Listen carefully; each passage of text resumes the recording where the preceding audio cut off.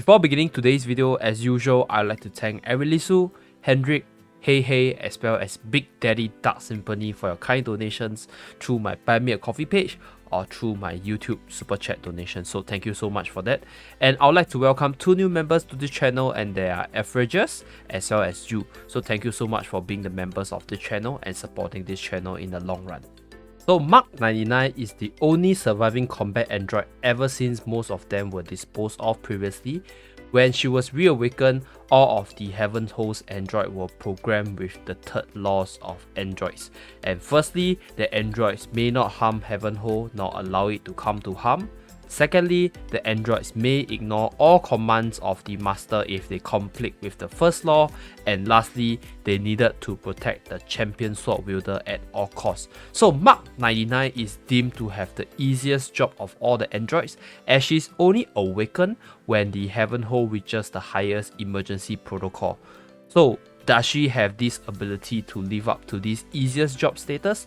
Let us find out together in today's video to see how worthy is Mach-99 potentially. As usual, we will go through her story, stats, skills, as well as exclusive weapon. We will also be showcasing her attack animation within the guild hall to see the strengths and weaknesses of the different sets of skill within her kit. I'll also discuss a bit on the PvE analysis as well as PvP analysis to see whether or not Mach-99 has any potential to succeed for big times. Then I'll explain, or rather talk about her, and end off this video with some final thoughts and opinions on my end.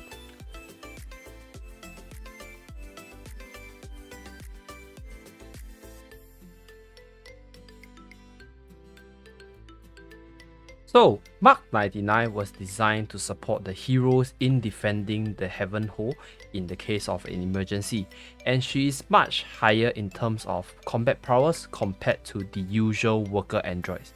In the past, most of the combat androids were disposed of due to one of them becoming corrupted and threatening the existence of Heaven Host. However, at that point, Mach-99 survived this ordeal as she was deemed as a B tier unit compared to the rest. So, she may not be the strongest in terms of the specs compared to the past combat androids, but Mach-99 is indeed the only combat android left.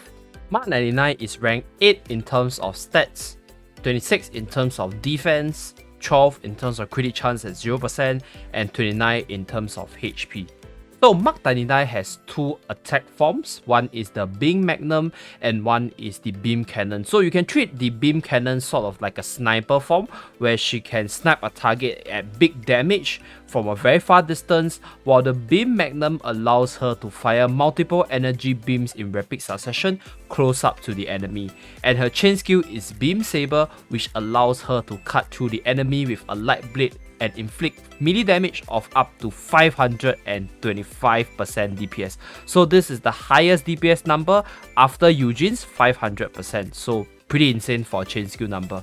Her special ability is known as Tactical Command, as her damage increases by 25% when there are no enemies within the 3 tiles, and she takes 25% less damage when enemies are within those 3 tiles. So she's tankier when she's close up, and she deals more damage when she's further away. Other than providing the crit chance, HP, defense, skill damage, and potentially some weapon skill regen speed from her weapon, the exclusive weapon, the Omega Blaster, increases the range as well as damage output of both the attack forms for Mach-99.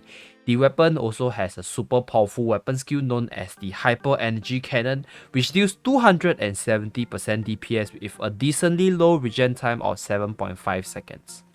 So at first glance, Mach-99 is a super duper good range damage dealer, as her weapon is a rifle, which is very common within all the very powerful raid heroes. And other than that, she has a universal party buff, which is range attack plus up to 50%, which makes her a must have if you are into your guild raids and dealing a lot of damage to the scarecrows. So Mach-99 functions similar to Hakate, where she has 2 attack forms. As you guys can see, I'm switching over here. So it takes a bit of time when you do your weapon switching, so do take note of that if you're doing it during mid combat. And in the first form, she fires like a machine gun rifle, and she can fire up to 4 bullets if you use it consecutively. And this attack doesn't pass through walls nor terrains. And her second form is the sniper form, where she can snipe the target from a very far distance and deal massive damage. So this form takes a while to recharge, but this form is able to pass through wall.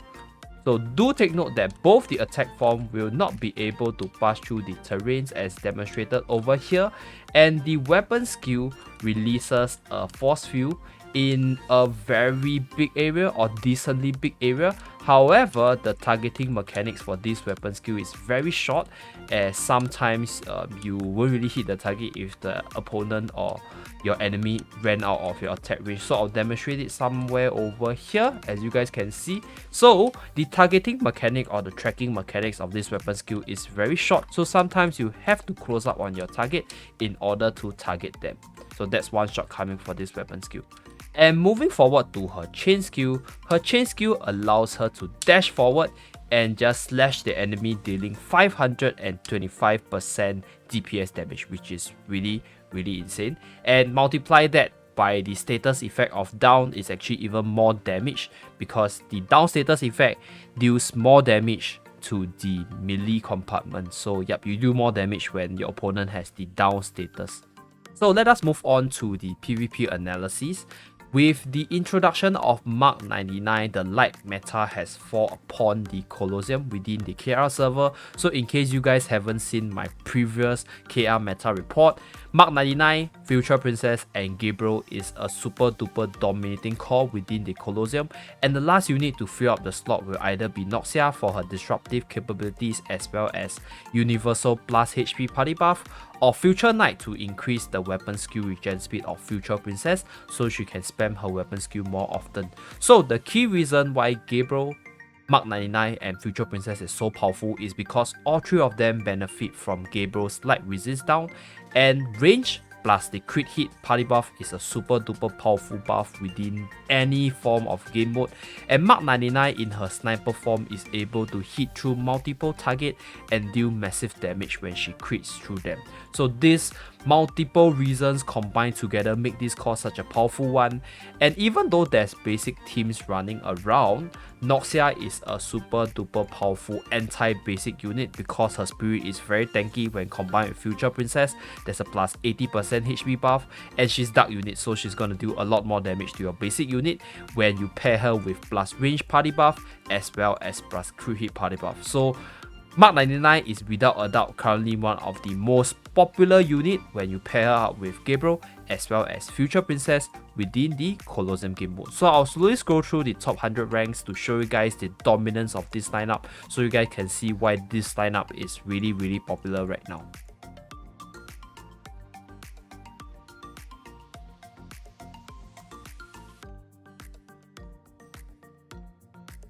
So yep, that's it for the top 100 Colosseum ranking in the KR server. So Mark 99 is decently good within arena. She's definitely not super duper overpowered with the likes of Future Princess or even Noxia when they were initially released.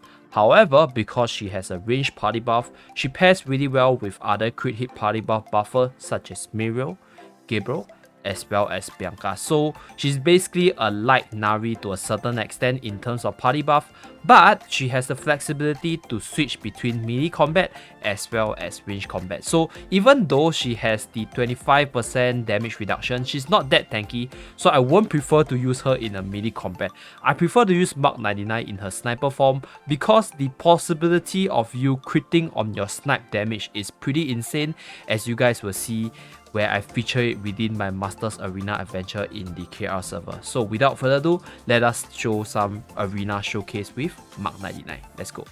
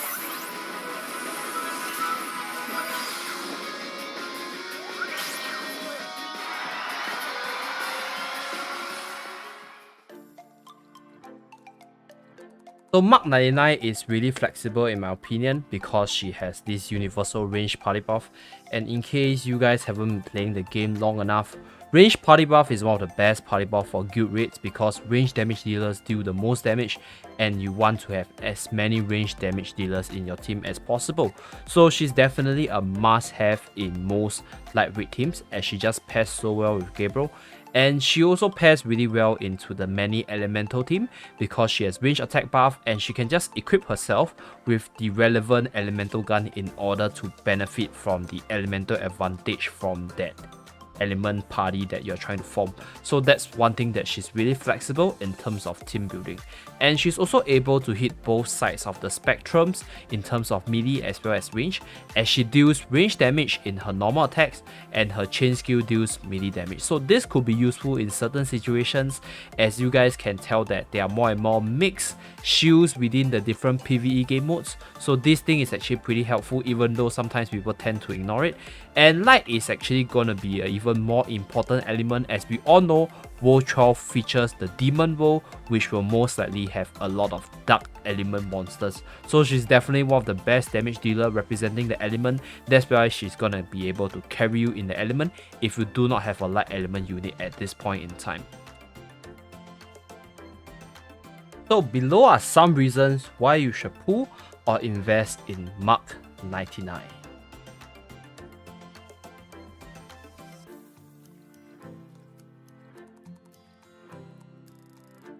So how worthy is Mark.99 potentially? So Mark.99 is an all-round good S tier unit in terms of PvE as well as PvP due to her party buff, her light element, as well as her overall kit composition. So the reason why she's not SS tier, because I believe that Mark.99 isn't that OP standalone unit such as Noxia, Future Princess, but the current meta is very friendly to her. The many different meta units combined together makes her really powerful within the Colosseum. However, even if she falls out of the PvP meta, she will still remain highly viable within the PvE aspects of the game, due to light being a really strong element within story mode and her being really flexible in terms of raids, as well as her being able to do both melee and range attacks, as well as her decently high damage output. And you get a super duper hot mecha waifu holding big guns in your arsenal if you decide to invest in her. So how bad can she be, right? And that's it for this how worthy video. So will you pull for Mark.99 on her release on the global server in about few days time? Let me know down in the comment section about your opinion after watching this video. And thank you very much for watching. Remember to like and subscribe to see more how worthy videos from this channel, and do visit the Zeeebo Gaming membership page to check out the benefits and support this channel in the long run. I'll see you guys again in my next video. Bye guys!